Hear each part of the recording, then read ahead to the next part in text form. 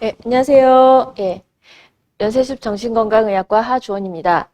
저번에 이제 이어서 이번에는 이제 우울증 증상 중에서 우리가 알고 대처해야 될 것에 대해서 말씀을 드리려고 해요.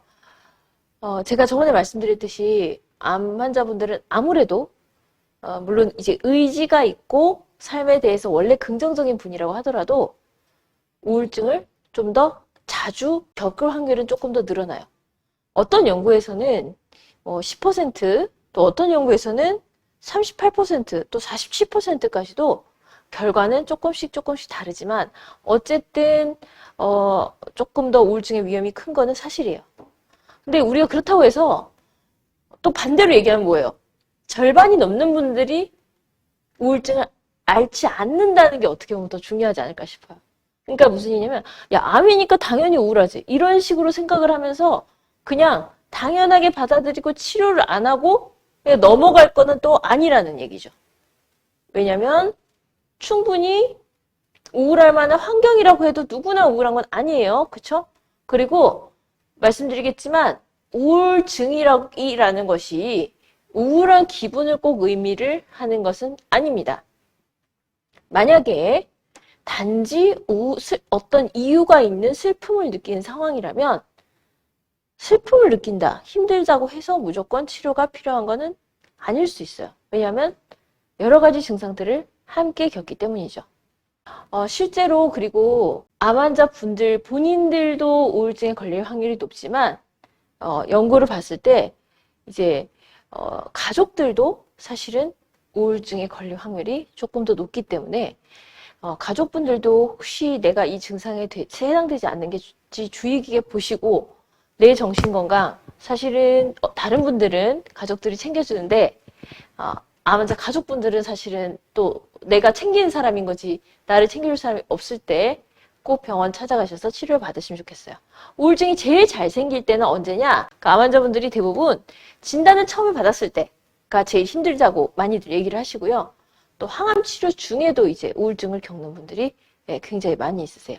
수술을 받으신 경우는 사실은 이제 수술 자체에 대한 이제 두려움 같은 게 있고요. 또 수술 자체에 대한 두려움, 요즘 뭐 옛날에 이제 좀 어르신들은 뭐 마취하에서 못 깨어나면 어떻게 이런 걱정을 하시고 했는데 요즘은 이제 그런 생각보다는 수술을 했을 때 막상 이제 그걸로 끝나지 않고 어떻게 보면 그 다음에 이제 병기나 치료 계획이 결정되는 경우가 많잖아요. 거기에 대한 이제 두려움을 호소하시는 분들이 굉장히 많죠. 사실은 저도 이제 원래 다니던 환자분들이 이제 뭐 암에 걸리는 경우도 많이 있거든요. 여담으로 제가 사실은 정신과 의사 생활을 20년 가까이 하면서 제 환자분들이 정신과 의사들 가장 많이 걸리고 힘들어하고 그런 질병도 역시나 암이거든요. 그러니까 그냥 제가 다른 걸로 보던 환자분들이 암에 걸리는 경우도 있는데 그때는 제가 이제 진단 과정을 다 함께 하잖아요. 처음부터 뭐 의심이 된대요. 큰 병원 가보래요. 어떡하죠? 다 나은 줄 알았는데 잠이 안 오겠어요. 이렇게 하면서 사실은 진단 과정까지가 제일 힘든 경우가 저는 제일 많은 것 같아요. 암 환자분들의 우울증에 이제 영향을 준 요인은 처음에는 당연히 이제 그 부정을 하게 되고 또 그다음에 이걸로 인해서 내가 뭐 일을 못 한다던가 하던 걸 중단해야 된다거나 또 아니면 어린 자녀가 있을 경우 그런 가족들의 돌봄에 대한 걱정 같은 것이 이제 불안으로 시작되는 경우가 굉장히 많습니다. 처음부터 무기력을 호소하시는 경우보다는요. 불안 쪽 그다음에 뭐 서러움, 슬픔 이런 쪽을 호소하시다가 또 무기력, 흥미 없음 이런 쪽으로 넘어가신 경우가 많습니다. 이런 것을 또 지켜보는 가족들도 굉장히 힘든 거고요. 급성 골수성 백혈병을 앓으시는 분들이 이제 연구를 해봤을 때 많은 분들이 이제 우울증에 걸리곤 하지만 나중에 생존을 해서 나중에 그것을 극복을 했을 때는 막상 이 논문을 자세히 읽어보면 나중에 극복을 했을 때는 다른 사람보다 우울증에 덜 걸린다고는 해요. 보통 사람보다. 이것을 겪어내고 회복을 하면 비 온 뒤에 땅이 굳지만 그거는 비가 온 뒤의 얘기죠. 그 얘기는 사실은 지금 위로가 된다기보다는 일단 겪을 때는 누구나 힘든 거고요. 나중에 극복하면 네가 괜찮을 거니까 지금 어려움도 너의 의지로만 극복을 해야 돼. 이런 것은 사실은 도움이 되지 않죠. 우리가 고통을 겪을 필요는 없죠. 우리가 항암 치료든 수술도 현대의학 우리가 지금 이 시대에 태어났기 때문에 누릴 수 있는 것이든 정신건강의학과 치료도 결국 마찬가지가 아닐까 싶습니다. 재미있는 거는 보시면 백혈병 같은 경우도 본인도 힘들지만 실제로는 엄마들이 더 물론 아빠들도 걸릴 수 있는데 일단 제가 본 논문은 엄마들에 대한 얘기이기 때문에 엄마들이 우울증에 오히려 본인보다도 더 많이 걸린다. 소아 백혈병의 경우 그런 얘기가 있고요. 또 실제로 형제가 암을 앓고 있는 경우에는 다른 형제가 상대적으로 부모의 관심을 못 받고 사랑을 못 받기 때문에 형제들도 우울증에 걸릴 확률이 굉장히 높다고 그래요. 그래서 물론 본인도 힘들겠지만 가족들도 그만큼 굉장히 힘들 수 있기 때문에 그 증상에 대해서 잘 알고 서로 상의하고 서로의 힘듦을 인정해 주는 것이 굉장히 중요할 것 같아요. 물론 가족들이 잘 알아주고 인정해 주면 아무래도 우울증에 걸릴 확률은 낮은 것은 사실이지만 그렇다고 해서 100% 예방이라는 건 없어요. 저희가 의지를 가지거나 좋은 관계를 가진다고 해서 모든 것이 100% 이제 예방이 되는 것은 아니라는 거죠. 특히나 제가 보면 이제 종교를 가진 분들이 우울증 증상에 걸렸을 때 굉장히 죄책감을 느끼시는 경우를 많이 보는데요. 내가 의지로 하거나 또 그 종교 말씀에 의존을 해서 이것을 극복해야 되는데 왜 내가 이런 게 왔을까? 그것은 사실은 이 병이라는 것은 우리가 암에 걸리신 분들도 자기 잘못이 없듯이 우울증도 마찬가지예요. 정신적인 거로 자꾸 생각을 하니까. 근데 이제 저는 정신적인 거로 생각을 하지 말고 뇌과학적인 거, 뇌의 어떤 신경 전달 물질, 조금 더 쉽게 말하자면 뇌의 호르몬의 불균형이 오기 때문에, 자율신경의 불균형이 오기 때문에 오는 것이 이런 병이라고 말씀을 드립니다. 자, 우울증의 증상 한번 보실게요. 자, 우울증의 증상은 사실은 우울해요만 있는 게 아닙니다, 절대. 저 대표적인 9가지 증상 중에 5가지 이상이 해당되면 저희가 우울증이라고 진단을 내릴 수가 있어요. 자, 보시면 우울한 것은 뭐 잘 알고 계시니까요. 사실은 우울한 것보다 더 흔한 게 뭐냐면 재미가 없고 다 귀찮다. 제가 제일 많이 드린 질문을 전에 재미있었는데 지금 재미없어진 게 뭐예요? 라고 말씀을 여쭤봐요. 그러니까 이런 어떤 게 원래도 싫은 사람 지금도 싫다. 이런 거는 우울증 증상이 아니에요. 당연히 그럴 수 있겠죠. 우리가 원래 뭐 일하기 싫었는데 지금도 싫어요. 오히려 그건 병이 아니에요. 하지만 내가 굉장히 뭐 드라마 보는 거 좋아했고, 예를 들면 뭐 어떤 운동하는 거 좋아했는데 그런 거 다 싫어졌다. 그럼 의심을 해봐야 되고요. 그리고 약간 우울이란 것은 사실은 슬픔보다도요, 뭐에 가까우냐면 비어있다. 어떤 것이 비어있는 감정이 없다, 무디다, 좋은 것에 좋지도 않다, 싫은 것 싫지도 않다. 이 느낌에 약간 더 무뎌져 있는 그런 느낌에 더 가깝다고 보시면 돼요. 그리고 잠을 못 자는 증상 굉장히 많고요. 잠을 못 자는 증상은 많을 것 같죠? 생각보다 잠이 많아지는 증상도 굉장히 흔합니다. 특히나 나이가 젊을수록 20대에 가까울수록 과수면 증상이 굉장히 많이 동반이 되기도 해요. 그리고 입맛이 없고 몸무게가 줄었다고 하는데요. 사실은 이제 이거는 저는 실제로 암 환자분들을 진료할 때는 빼놓고 생각은 하긴 합니다. 왜냐하면 이거가 이제 우울증 때문에 이렇게 왔다고 보기에는 사실은 다른 요소가 훨씬 더 크다고 보기 때문에 이 증상보다는 다른 증상들을 조금 더 자세히 여쭤보는 편이에요. 그리고 물론 이제 그렇다고 해서 저희가 항우울제 중에서 입맛이 돋는 약들도 있거든요. 이제 그런 것을 같이 또 막상 써주면 도움이 되기도 하고요. 또 죽고 싶다는 생각을 하는데 죽고 싶다가 되게 다양한데 자살을 정말 생각하시는 분이 계시고 그다음에 이제 자살까지는 아니어도 내가 내일 죽어도 상관없다. 뭐 누가 나는 좀 차에 좀 치였으면 좋겠다. 이런 식으로 약간 죽어도 살아도 상관없다는 식의 태도. 그냥 죽었으면 좋겠다. 라는 그런 생각을 하시는 분들도 꽤 많습니다. 자살에 대해서 예방을 하는데 있어서 주변 분들이 자살에 대해서 물어보다 보면 괜히 생각 안 나는 사람이 자살 사고가 심해질 것 같다 이렇게 걱정하시는 분들도 있거든요. 근데 절대 그렇지 않아요. 그거는 당연히 자세히 물어보고 왜 그렇게 생각하는지에 대해서 얘기를 할수록 좋은 거고요. 자살 생각이 전혀 없는 사람한테 그런 걸 물어봤다고 해서 생기지 않듯이 반대로 있는 사람한테 그것을 자세히 물어보고 얘기를 하는 것이 더 좋지 무조건 쉬쉬한다고 해서 그게 없어지는 게 아니거든요. 그리고 괜히 불안하고 초조하다. 이유가 있는 불안 이런 건 차라리 괜찮은데요. 괜히 뭐 도둑질한 것처럼 마치 막 누가 쫓아오는 것처럼 코너에 몰린 것처럼 그런 불안을 많이 느끼시게 되고요. 그래서 공황 같은 것이 동반되는 경우도 많습니다. 죽을 것 같은 공포가 느껴지면서 두근거림이나 숨막힘, 어지러움, 식은땀, 열감, 또 그다음에 또 때로는 구토할 것 같은 느낌 같은 거를 갑자기 한꺼번에 이렇게 자율신경계 증상을 많이 느끼는 거죠. 교감신경이 항진이 갑자기 되면서 생기는 증상입니다. 또 몸에 아픈 곳이 많고 소화도 안 되는 그런 여러 가지 신체 증상들이 이렇게 같이 올 수 있죠. 제가 되게 중요하게 생각해요. 잘못만 하면 살았던 것 같다라고 얘기하시는 게 무슨 얘기냐면요. 죄책감, 쓸데없는 죄책감이 많으신 거예요. 실제로 우리가 사람은요. 잘만 하면 살 수가 없죠. 누구나. 저도 잘못한 게 많고. 하지만 그게 되게 신기한 게 이제 잘한 기억이 5개 있고 우리가 못한 게 5개 있잖아요. 그러면 이게 뭐 얘가 떠오를 수 있고 제가 떠오를 수 이래야 되는데 우울증에 걸리면 내가 잘못하고 내 삶에서 운이 안 좋았던 부분만 많이 떠오르게 됩니다. 그런 선택적 기억이라는 게 존재하는 게 우울증의 특징이에요. 그래서 마치 우울증 환자분들이 진짜로 잘못 살아서 그런 원인 때문에 지금 이 결과가 온 것처럼 많이들 얘기를 하시는데요. 절대 그건 사실이 아니죠. 그분들이 더 안 좋은 것만 기억을 하기 때문에 지금 그런 얘기를 할 수밖에 없는 겁니다.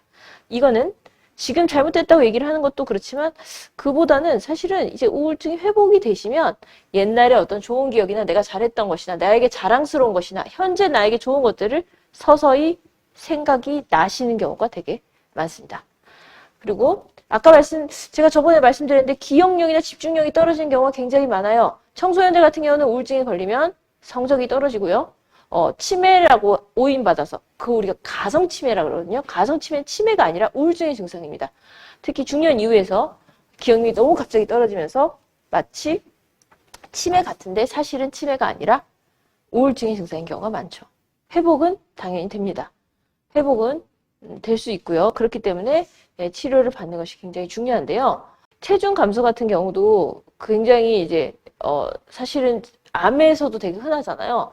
그래서 그냥 이유가 없이 체중이 줄었다고 해도 그 너무 급격하거나 많은 체중이 줄었을 경우에는 저는 뭐 건강검진이나 내과 쪽 검진을 한 번은 받아보라고 말씀드려요. 건강염려증이신 분들 같은 경우 여러 병원에서 여러 번 반복해서 검사를 받는다면 문제가 되지만 어쨌든 신체적 건강이 있어야지 그 다음 정신적인 걸 챙길 수 있는 거기 때문에 검사를 사실 저는 한번 받아보는 것은 나쁘지 않다고 생각을 합니다. 그런데도 아무 이상이 없는데도 이런 증상들이 지속된다면 그때는 내가 설령 느끼기에 뭐 되게 지금 눈물이 흘리고 막 우울하지 않더라도 한 번쯤은 정신건강의학과를 찾아서 상담을 해보시는 거를 추천을 드리는 거죠. 그래서 이런 증상들을 기억하고 계셨다가 꼭 이게 슬프고 막 울고 있을 것 같고 다 그렇죠. 우울증 환자들이 절대 그렇지 않습니다. 네, 그런 부분들 기억을 하시고요. 강조해서 말씀드리는 것은 이제 어떤 투병 기간뿐만 아니라 생존율이나 앞으로 회복하는 데 있어서 정말로 이 우울증의 치료는 중요하다는 거죠. 그것을 치료한 사람과 아닌 사람은 이 암이 낫는 것도 정말로 차이가 나고요.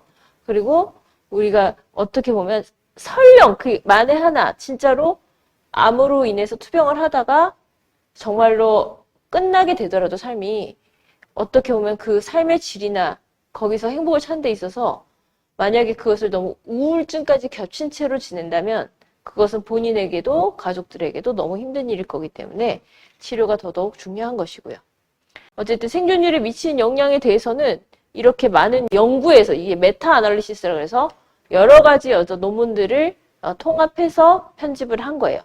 근데 여기서도 실제로 우울증 같은 것이 있을 때 생존율에 미치는 영향이 뭐 1.5배까지도 미칠 수 있고 또 어떤 연구는 또 막 2~3배가 넘는다 이런 연구까지도 있을 정도니까요. 이런 점을 참조해서 이제 정신건강의학과 진료하시면 사실은 이제 거부감을 가지시고 뭐 무슨 보험가입 안 되는 거냐 이렇게 걱정을 하시는 분들도 있는데 사실 솔직히 말씀드리면 이제 보험가입 이런 거를 걱정을 하시면서 이 놓치는 다른 것들이 훨씬 더 크거든요. 그렇고 정신과 약은 다 살찐다 이렇게 알고 계신 분들이 많아요. 솔직히 말씀드리면 저희 약 중에서 항우울제 중에서는 살이 찌는 것도 있고 빠지는 것도 있어요. 그러니까 정확히 말하자면 식욕이 돋는 게 있고 식욕을 감소시키는 게 있습니다. 그것은 필요에 따라서 잘 쓰는 게 정신건강의학과 의사의 능력이고요. 예를 들면 내가 출산을 하고 체중이 뭐 10kg 넘게 쪄서 너무 자존감이 낮아지고 힘들어요. 이런 사람한테 이제 입맛이 더 돋는 약을 처방을 해서는 안 되겠죠. 그 사람의 자존감과 체중 증가는 연관이 있거든요. 반대로 지금 항암 치료를 하시고 계시고 안 그래도 식욕이 없고 그런 분한테 방사선 때문에 뭐 뭘 못 먹겠고 입이 써요. 이런 분한테 막상 또 입맛이 더 떨어지는 항우울제를 처방을 하면 또 안 되겠죠. 예, 그런 식으로 저희가 환자분의 무슨 어려움을 겪고 계시고 어떤 것에 대해서 두려움을 느끼는지를 상의를 한 다음에 이렇게 처방을 하게 되는데요. 여기 말씀드린 이제 멀타자핀하고 올란자핀 같은 경우는 굉장히 이제 식욕을 사실 많이 돋는 약입니다.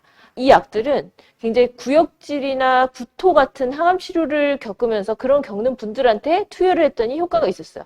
5-HT3 수용체, 그러니까 세로토닌 수용체 중에 하나가 구토에 관여를 해서 실제로 그 세로토닌 수용체에 대해서 작용하는 약이 실제로 이제 구토를 방지하는 데 쓰이는데 이 약들은 세로토닌의 어떤 대사에 관여를 하기 때문에 원래는 항우울이나 이제 기분 조절제 등으로 쓰이고 그렇지만 어쨌든 간접적으로 이 어떻게 보면 식욕이 돋고 이렇게 그런 부작용을 이용하기도 하고 또 어떻게 보면 또 그 세로토닌 자체의 그 대사를 원활하게 해서 실제로 이제 그렇게 우울하지 않은 심지어 우울하지 않은 분들한테도 이 항암 치료로 인한 그 구토와 특히 유방암 환자에서 지금 이 연구는 유방암 환자지만요. 다른 암 환자분들에 대한 연구도 있어요. 그래서 항암 치료 중인 분들한테 식욕 증진 이런데 도움을 줬다는 연구 결과가 있습니다. 이렇게도 심지어 도움이 된다는 얘기는 뭐냐?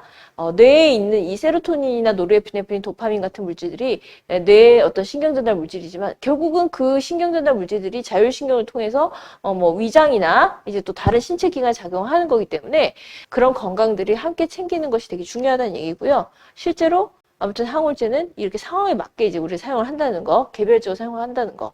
예, 그렇기 때문에 살이 찔까봐 걱정하시는 분들도 또 입맛이 오히려 더 떨어질까봐 걱정하시는 분들도 남의 얘기를 듣고 정신과 약이 그렇다더라. 사실 200가지가 넘기 때문에 저희가 약이 되게 다양하거든요. 그래서 그 상황에 맞게 쓴다는 거.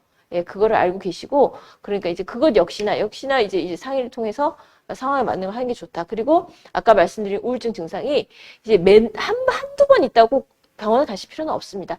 하지만 보름 이상 지속이 되고 계속 그것 때문에 치료 의지조차 없어진다거나 또 그걸 위해서 우리가 의지를 갖고 어떻게 보면 다른 사람들보다 암 환자분들이나 가족분들이 자기 자신을 챙기기 위해 해야 할 일이 진짜 많으시잖아요.